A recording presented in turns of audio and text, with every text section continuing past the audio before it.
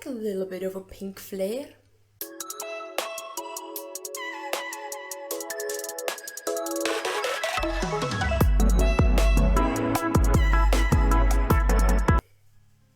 Hello there! Today we'll look at 5 favorites of May. How is it May already? I have no goddamn idea, but I do have 5 products that I've been really liking this month, and I want to talk about them because that's what I do every month, and I don't think I want to stop anytime soon. First, I'm going to dabble a little bit into a category we've been kind of neglected, I would say. But I did recently purchase a couple products that I really wanted to try out, and one of them turned out to be like a total star. This is the Uncle Funky's Daughter Curl Magic Curl Stimulator. The thing with this is that it's quite like a well-liked and well-known product that is pretty old. It's not like a new launch, but this one is a new formulation of it. So there are technically 2 versions of it. The original one was very hydrating, and I did try that one out and I was not impressed at all. And then I purchased this one, which is the one with protein, and this is just a whole freaking goddamn different story. Now, the thing with this is I have no idea if this is supposed to be like a gel or a curl activator or both. I do use it together with a different gel usually, so I'm maybe layering gels, but who cares? Because this works magic with my hair. I'm very sad I don't have a clip to show you. However, this has been like one of my favorite products to use in like the curling cream stage. It does have aloe, it does have jojoba seed oil, but there's hydrolyzed wheat protein, which is the thing that saves this whole product and makes it good for me. And then we have different things like the marshmallow root extract that's pretty common in like curly hair products, and we have vitamin E. So it is very hydrating. It is one of those like kind of snotty looking gels, but it's actually very good and it works so well for me. I bet this would work really well as like only styler. You know, I don't have the balls to try it, but if you want to try it and let me know, do that. So yeah, I've been just kind of using it after my leave-in conditioner, before any mousses or gels and stuff like that. So I've been using it truly as a curling cream, and it does have pretty good hold. It combines really well with different things, very well working. Every time I use this in my wash day, the results are bomb. So I really do think that this is a great addition to my routine because it has protein and it's very hydrating. So you kind of have the balance of both. Yeah, it's curly magic. I mean, the bottle's not lying. It's curly magic. At this point, it wouldn't be a favorites video if I didn't mention an SPF, would it be? I don't know why or like what is going on, but I've been liking so many new SPFs that I have to share because I still think we're living in an age where people don't know that they can like an SPF for their face. They still think it's the same old, communist lotion. No, it's not, okay? We've moved on as a society from that. So, to introduce you to another one of my favorite SPFs that I purchased very recently, it's the Glow Recipe one. It's a fairly new one. There are very mixed reviews on this one, but I don't know why. But this is the Watermelon Glow Niacinamide Sunscreen, SPF 50 Broad Spectrum, like a lotion thing. The packaging is so cute. It's pink. It doesn't smell as much of watermelon as you would expect. It's not like super highly fragranced. There's 50 milliliters of product. It's like a really sturdy plasticky packaging. I really like it. It's gorgeous. But what I like the most about it is the texture. This is, again, your classical Korean lotiony, jelly, lightweight texture. It's perfect. It's really good.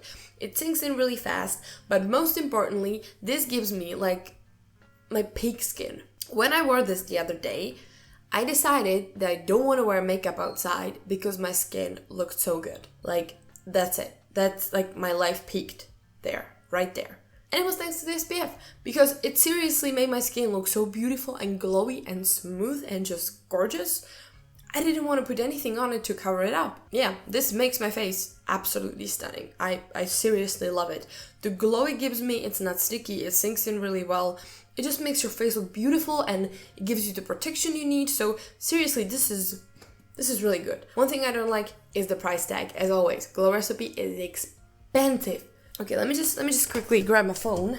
I do order Glow Recipe from Cult Beauty, and I did see on their website that there were quite a few bad reviews on this SPF, so I kind of want to check out what's up. Because I don't really have anything bad to say about this SPF, to be honest. It has 44 reviews. Yeah, it's a 3-star product, which is bad. What? Okay, I'm starting to think there's something like a bad batch going on. Because there's a ton of reviews that say that the peeling of the sunscreen is almost instant. I didn't experience any pilling at all with it, and I use like a lot of skincare under it. And then people also say that it has a white cast and like a white layer on your skin. Like, I don't experience that at all, so that's very weird, and I wonder if it's like a bad batch maybe of the product, or if people are using it incorrectly or something. I have no idea. I do use like the standard like 3-finger amount. I did try reapplying it. I did use it with makeup like tons of times. I did use it by itself and it didn't start pilling. I don't know. I really don't know, but from my experience, the SPF doesn't do that. So I don't know what's going on there really. But I hope it gets like sorted out, because the one that I have is great. Next one I want to talk about is like a little 2-in-1, because I only have one clip for these two products because I use them together. And I'm going to talk about my new favorite-ish foundation / tinted moisturizer. This is the Rare Beauty Positive Light Tinted Moisturizer with SPF 20.